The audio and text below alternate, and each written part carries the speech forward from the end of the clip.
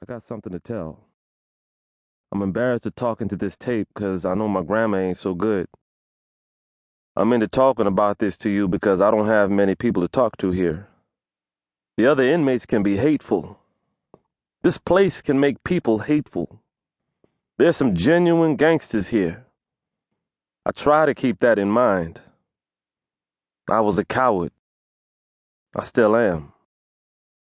To get back to what happened when I went to death row, they searched me and took my measurements for clothes. They found out what I'm allergic to, if anything. They checked to see what I got that I ain't supposed to have. I just had my clothes. Didn't have nothing else with me. Then I was taken to my cell. The cells were in tiers like you see in the movies. 12 cells upstairs and 12 downstairs. They took me to cell 5-6. That's tier 5, cell number 6. It was tan, light brown with steel walls. It got bars in the front of the cell. It was really small. It looked like a closet. Roaches everywhere. There was a steel cot with a mattress that they issue. I didn't get a pillow at first. There was a toilet and sink. There was a shelf over the bed for the TV if you got one. Your family would have to buy it. The way I understand it, when a guy didn't have a family, other inmates would try to assist him, or the chaplain would. The thing that tripped me out the most was after they had me processed. See, they took me to my cell. At that time, you could have radios. Everybody was playing the blues, soul music.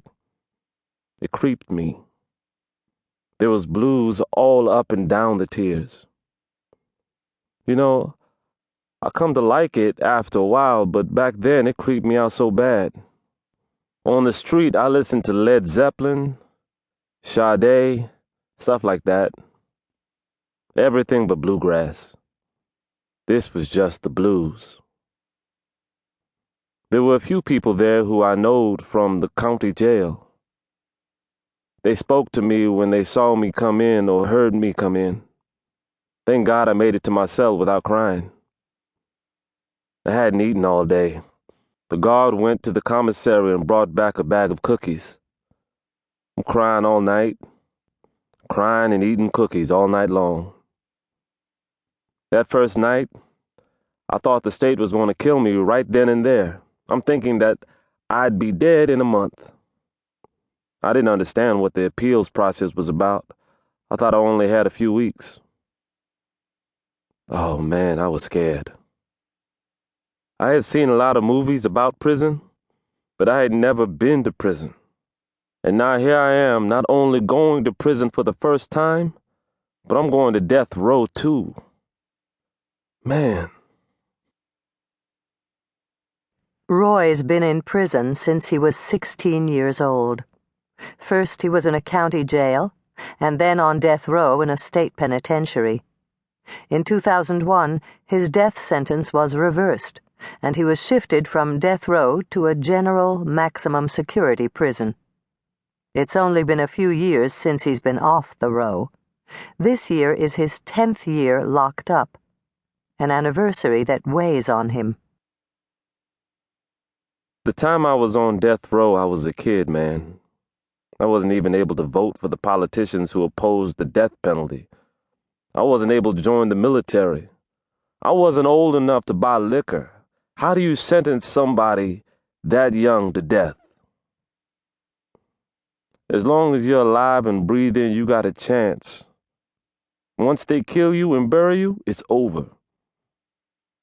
I got hope, but I ask myself, how long is it going to take? 10 years? 20? I'm 26. In 20 years, I'm 46.